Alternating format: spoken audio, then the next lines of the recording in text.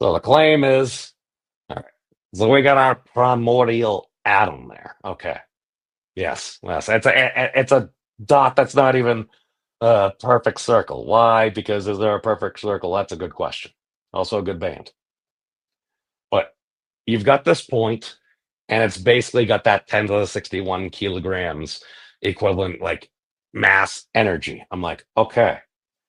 So if we were to start from this point, okay, let's follow the standard thing, except if you want to invoke inflation, by all means, you can do that and everything. For me, I'm like, I'm a simple dude. So I'm like, all right. So if we were to just go out in all our different directions, we were to do something like that, I'm just assuming, see, see, see, see. That may have been a deep pun there. I can't confirm. But I'm just assuming it's going out at the speed of light. Okay. So I'll be straight up here. Here's where you start getting into some problems here, because when you work through some of the calculations, just using that as a mass bank at 10 to the 61, you do not get to the observed vacuum energy density of basically all the mass energy in the universe. It stops at about 10 to the 88 meters. Um, Maybe things are still expanding and stuff like that, or stretching out like that. That could be the case. Um, but in order to get out to this, we're going to claim a limit here. And again, feel free to disagree, but if there is something to that maximum extendability case where if there is a minimum unit of length, then one could assume that you would have the inversion of that would lead to a maximum. And since the Planck length is L sub P is about 10 to the minus 35 meters, if you're going to do 1 over the Planck length, that's going to be about, guess what? Around 10 to the 35 meters, not minus. It's actually 10 to the 34. So let me just do that for, because otherwise people get confused and everything. And I think I've even heard some different physicists on different podcasts. Because if you're just sitting there and you're like, well, we got this, you remember the inverse is that. Depending on the magnitude, it might be a bit different there. But oh God, I wrote the wrong thing again. Jeez. See? One thing is consistent. It's going to be human error, I claim. All right. Where are we at? Yes. C. Yes. All right. I see what you did there. Okay. So basically, we're going to claim this is. I should probably actually throw some units there. Let's do meter. Okay. So that's the claim. This is about, you're going to have a radius of about 10 to the 34 meters. And again, there's going to be some more stuff going on here. And that's why we're going to need to have a gathering of some smarter folks than myself to try to work out the simplest way to work this. Because I kind of got something in my head, but I'm like, all right, at least if I can calculate it and I can kind of at least go through that logic. That's why I'm like, all right, let's take our standard model. All right, we'll give you a primordial atom. You get about 10 to the 78 joules of energy. I'm like, you start there, you go out. If you're going out at C, this is going to be, I think, to get to here, it's going to be like 10 to the 26 or 10 to the 25 seconds. So for the rest of us, it's about, not minus, about 10 to the 18 years. Okay, years. About. Okay. Now, why am I saying that? You're like, how does that make sense? Actually, this is the part that actually lines up really well, but then it adds in. So if you're going to start at essentially, I started at 0. I'm sorry. I throw away the 10 to the minus 12 just because if we're going to be dealing on that scale. Okay. Again, spherical cow. Grant me the spherical cow. Uh, about 10 to the 18 years, it's like, I mean, to be fair, that lines up actually really well because what we're at, current cosmological paradigm is about 14 billion years. A billion's got 9 zeros. We're in the 10 billion, so that's 10 zeros. So we're already at 10 to the 10. So if you're at 10 to the 10, 10 to the 18 is 8 orders of magnitude, which coincidentally, this radius, 10 to the 34, the current cosmological paradigm that we can technically claim is about 10 to the 26. So it's about 8 orders of magnitude larger there. And that 8 orders of magnitude seems to be pretty consistent. It's just once you get into the vacuum energy. If the vacuum energy or whatever that observed thing that we think we're observing is, if it's a field configuration, cool. That would make a lot of sense. I haven't parsed how to get there yet. I'm not smart enough. Um, but essentially, at that point, you're going to have okay. So it looks like universe, so to speak, or our realm persistence. It's about 8 orders of magnitude larger. So what's that? It's about 100 million times more mass, more radius. Um, yeah, that's basically kind of what we get to. Oh, maybe the Planck length, at least within our realm of persistence, computation, whatever you want to call it. Um, if that was a minimum piece, and its inversion would be a maximum piece, what if we did something sneaky? What if we did something because uh how do we do this? Let's do this. All right. Stand up. Yes. All right. Let's do this. Do the little hopefully I don't butcher this too bad. Okay. But if we assume that little hyperbolic cone thing, the thing that Dad's always drawing, we're gonna have like our conical structure here. Okay, and then we here, here. Okay.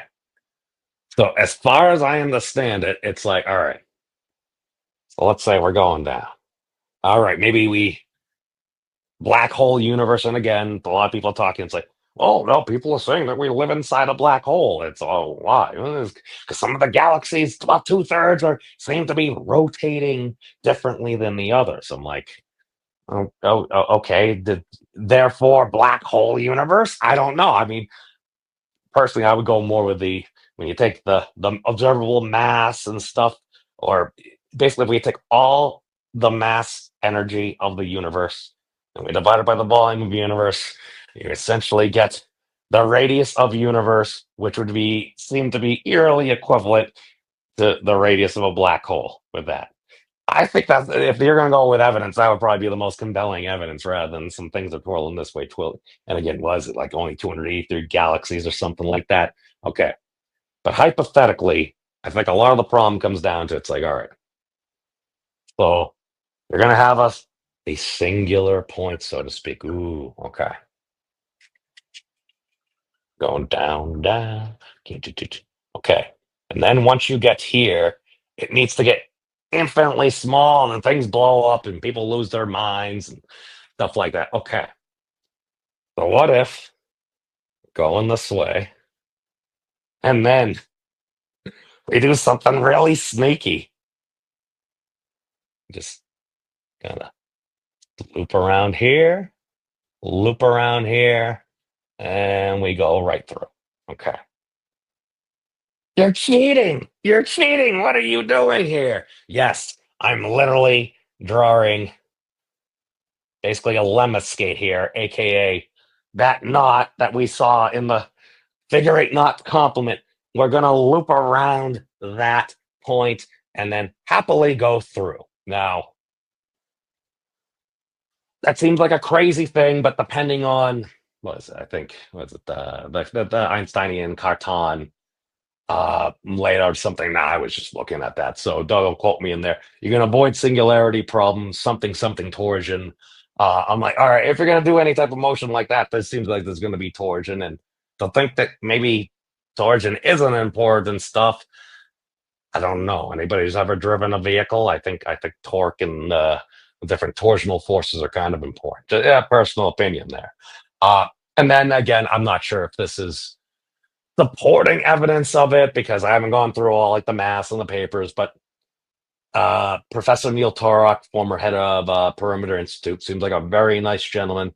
He basically talks about the mirror universe. So basically, what he's saying is, I believe if was it if he continues analytically through it. So basically, once he gets to this point, he's like, all right, put it in a mirror and then just do the equations, and you're going to have a mirror universe that's going to look basically exactly like that universe. Okay. So I realize I'm talking about a singularity or whatever we might conjecture. Okay. Let's pop back on more cosmologically. Okay.